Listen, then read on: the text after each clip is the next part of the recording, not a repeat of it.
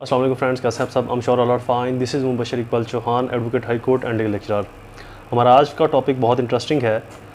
Honourable supreme court of Pakistan ने एक petition लगी हुई थी सुप्रीम कोर्ट पे सिविलियंस को लेकर मिलिट्री ट्रायल्स के बारे में। तो सुप्रीम कोर्ट ने उस पटिशन को अलाउ कर दिया, मीन टू से कि सिविलियंस का मिलिट्री कोर्ट्स में ट्रायल अलाउ कर दिया। अब इसके अंदर सुप्रीम कोर्ट ने कुछ और चीज़ें भी डिस्कस की हैं, कुछ और लॉज का भी हवाला दिया है।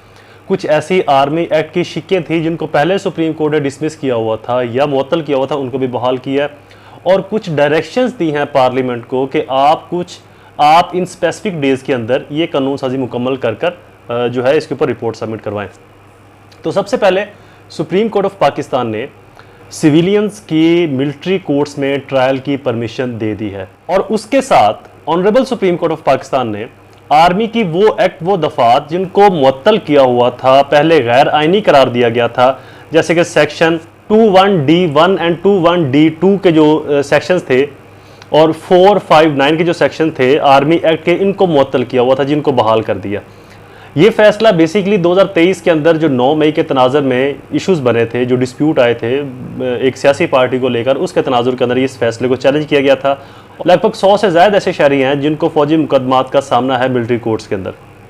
और साथ में ही अदालत ने पार्लियामेंट को ये ऑर्डर जारी किया है कि पार्लियामेंट 45 दिन के अंदर कानून साजी करे ताकि फ़ौजी अदालतों में जो सज़ा याफ्ता लोग होंगे उनको अपील का राइट कैसे देना है, किस फॉर्म के ऊपर उनको अपील का राइट दिया जाएगा।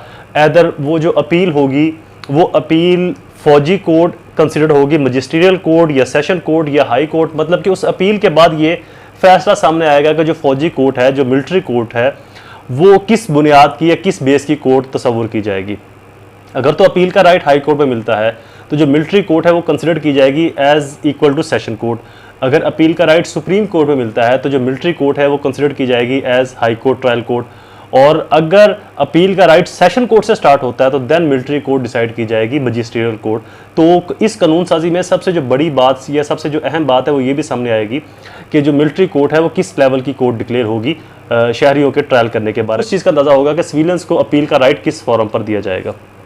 ताहम इस फैसले के ऊपर वकला ने, सहाफ़ी तंजीमों ने और इंटरनेशनल ह्यूमन राइट्स की तंजीमों ने काफ़ी शदीद तनकीद की है।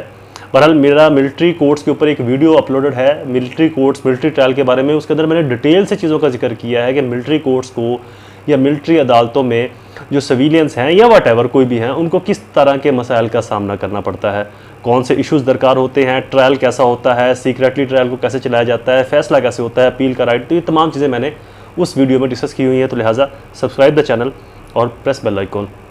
Video is complete. दोबारा हाजिर होगा किसी और इन्फॉर्मेटिव वीडियो के साथ। तब तक मुझे अपनी दुआ में ज़रूर याद रखें। अल्लाह ताला आप सबका हामी नासिर हो। वस्सलाम।